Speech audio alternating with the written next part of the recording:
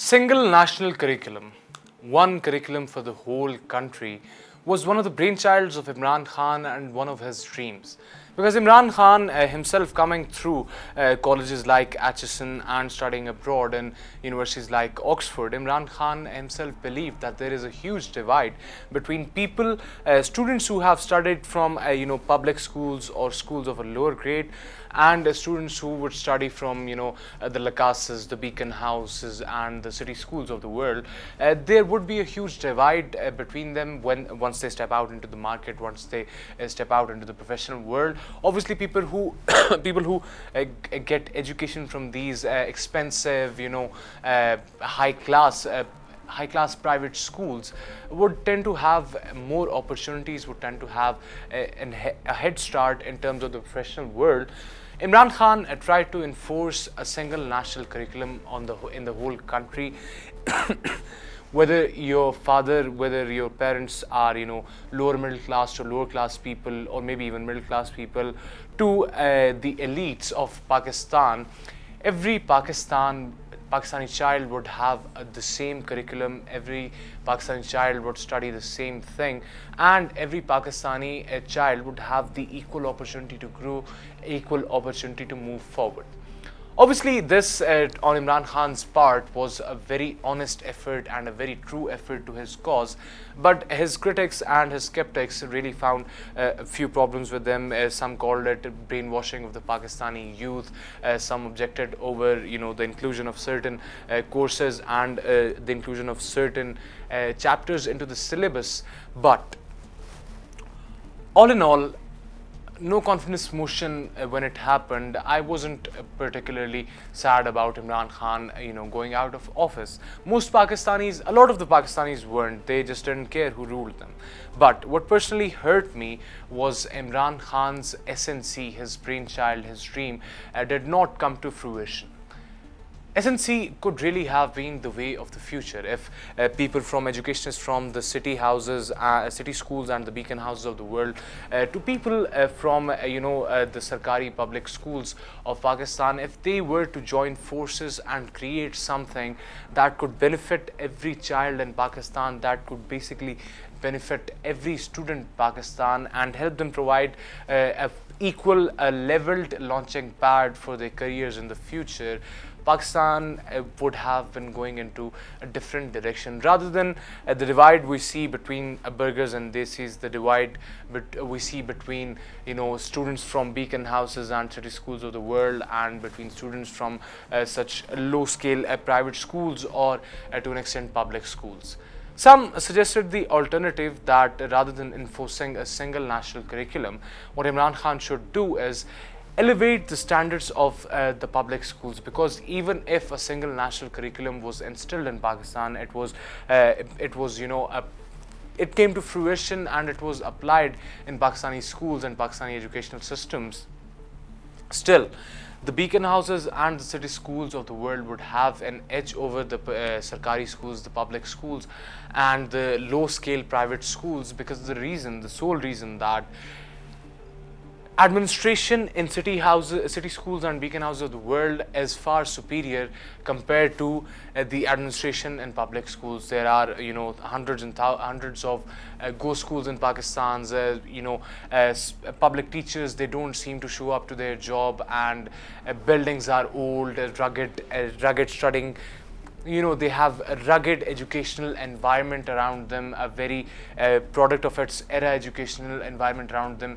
So Pakistani children really do need that launching pad. So some suggested that rather than enforcing a single national curriculum, what Imran Khan could do is elevate the standard, like India has done successfully in Delhi and some other states, that people from the city houses and the Beacon Houses of the world would leave those schools and start admitting their children into public schools, which obviously would save them a lot of money, and which obviously would demonopolize the power, the stronghold that such high-fi private schools hold over the Pakistani job market and the Pakistani market in general. which obviously called for some more skepticism that this is these critics, these skeptics are just people who have vested interests in beacon houses and city schools of the world, in such fancy private schools, that they could not afford their business be compromised, because who in the right mind would pay hundreds and thousands of rupees every year for the child to get education if the child could get the same education in a public school for basically free? Obviously, this arises the question. This raises the question that was Imran Khan's SNC, single national curriculum, really applicable in Pakistan? Could it really have worked? Well, we would never have known if until Pakistanis, Pakistanis took that seriously. Pakistanis, rather than making a joke out of it, rather than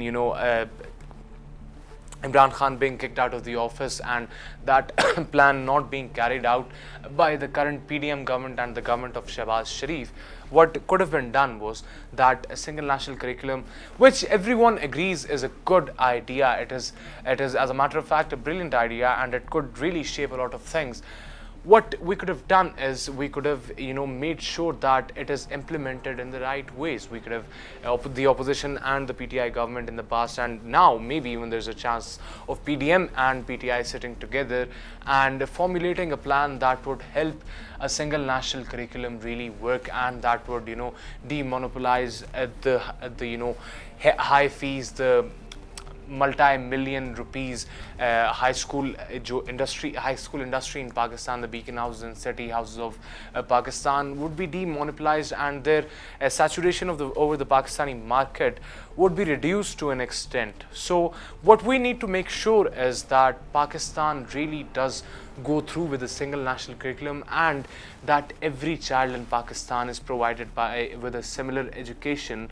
So when 5, 10, 16, 20 years down the line, when he completes his education, he stands equal with a child of a multi-millionaire, a child of an industrialist who obviously has a higher launching pad. So we really need to level the playing field for the children of Pakistan, for the future of Pakistan. Because personally, coming from a public school background and coming from a low-class private school background, I could feel the divide that is between both these parallelly existing educational systems. They are very opposite in mannerisms, and they are very different in the kind of grooming they provide and in the kind of education they provide. And if you don't mind me referring children to as products, but as the kind of products they really do send out into the markets. A single national curriculum just might be the need of the hour, or maybe elevation of the standards in the public school sector is the need of the hour. But whatever it is, like I said, the playing field needs to be leveled. Pakistani children ought to be provided with an equal opportunity to compete, with an equal opportunity to find their way through life and find their way through their careers, rather than someone being held back by the educational system and the education that his or her country's government was pledged to provide. What the government should do is provide them with a head start instead of really holding them back. So every child in Pakistan deserves a good quality education, needs a good quality education, and this just might sound like fancy talk to you, but this really is a desperate need of the hour.